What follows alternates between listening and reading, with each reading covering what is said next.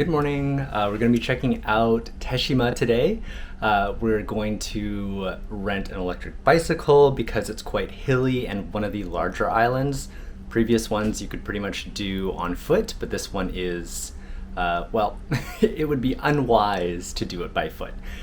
So yeah, come along. It's one of my favorite islands, so I'm excited to show you guys it.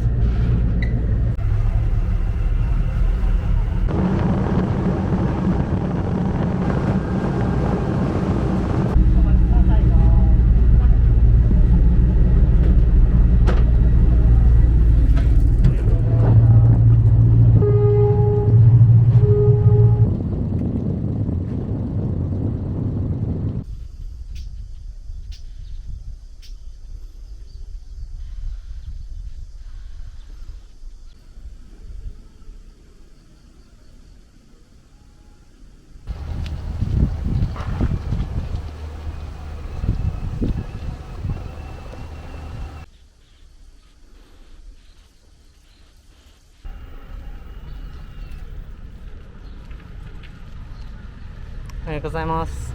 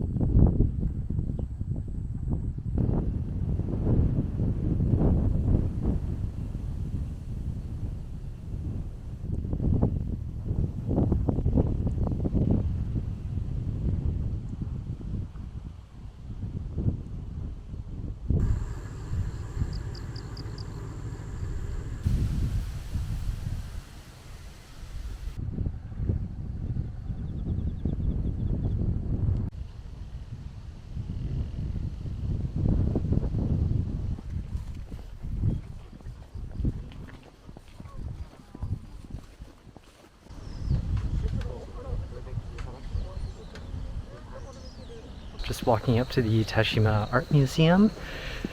Unfortunately, no cameras are allowed inside, but I'll throw up some photos or something here to show you what it's like. But the museum isn't really a museum, it's more of an architecture display. The museum itself is essentially the only piece on display.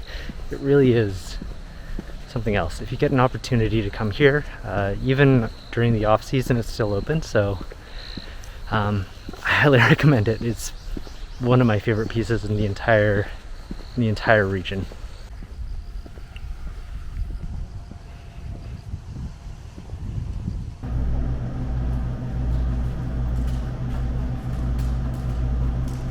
So this is a model of the Teshima Art Museum, which is about as good as I can give you. The entrance is here, and light and wind coming from both of these holes in the ceiling. And when you're in there, you can, hear the sounds of nature. You can see the trees, the sky, you can feel the wind.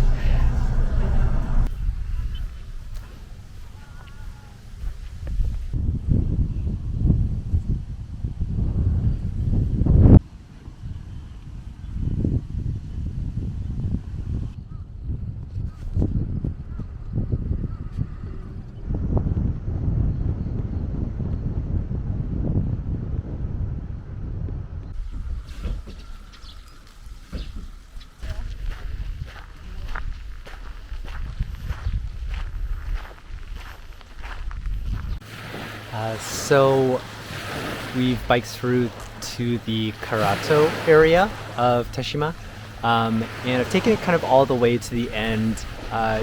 One of the artworks here is called Les Archives des Cœurs, which is like the Archive of Hearts.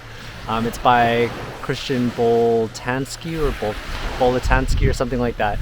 And I kind of think it's a little bit of a ripoff, so I'm not going to go inside and I'm not going to show you. If you're inclined, go for it, but I kind of think that, like, in general, his work isn't great, and honestly it's kind of a little commercial, if that makes any sense. It just seems a little out of place for, you know, these islands. That said, the beach that's right outside of the artwork is super nice. So, I mean, if you end up here, at least you didn't, you know, completely waste your time. Let's head back over to the main village of Karato. Let's check out some artwork and then get some lunch as well at Shima Kitchen.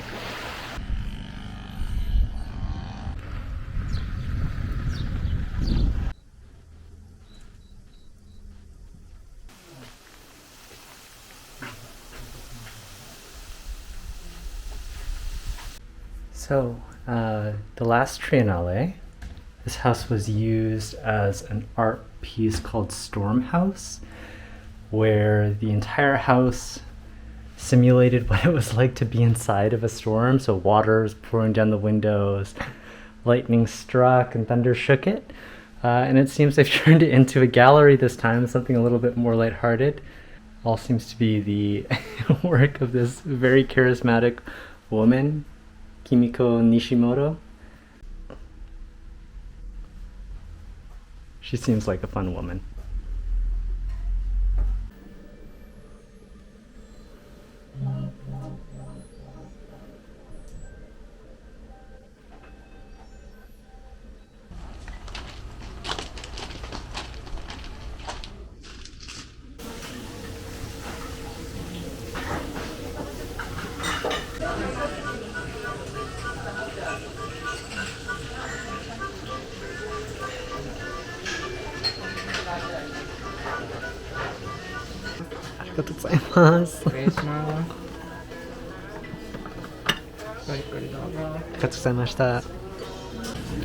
Some mashed potatoes, pickles, salad, some roasted veggies, fried locally caught fish,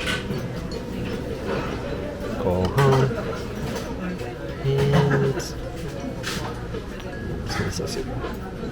So that was lunch. It was at Shima Kitchen, which was one of the original artworks for the Triennale, I believe, in 2010.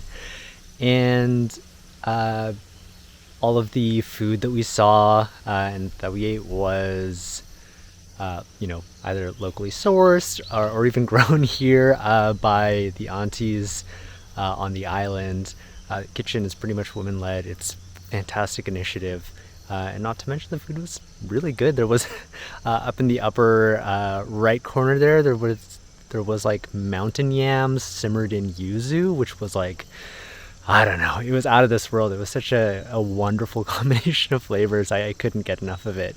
But yeah, that's lunch. We are heading now to the Ko area, which is probably one of my favorite places. Unfortunately, some of the artworks that I remember from last time that I was pretty fond of are closed, I believe, or no longer just available, which kind of sucks because they could have been permanent exhibitions, but regardless, it's still a beautiful area. And then after that, we're going to head back to Europort, where we started off and grabbed our bicycle, check out the artwork there, and then catch a ferry to Miyanoura.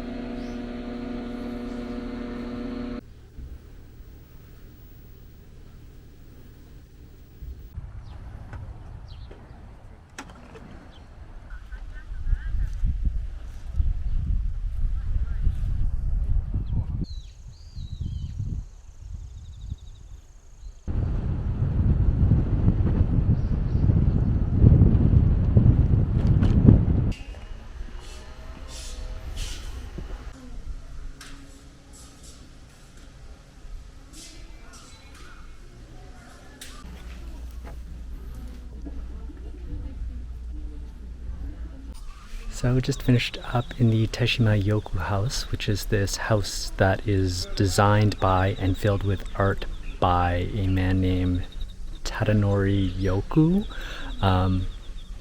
It's kind of truly like bright and insane a little bit, like lots of uses of red, kind of jarring, and not just like a subtle red, just but like red, like primary color red. Some of the artwork kind of reminded me a little bit of like Picasso, kind of that Cubist movement, a little bit of surrealism. It felt totally strange. I went there back in 2019 and I don't think I liked it too much because I thought, it was a bit too loud.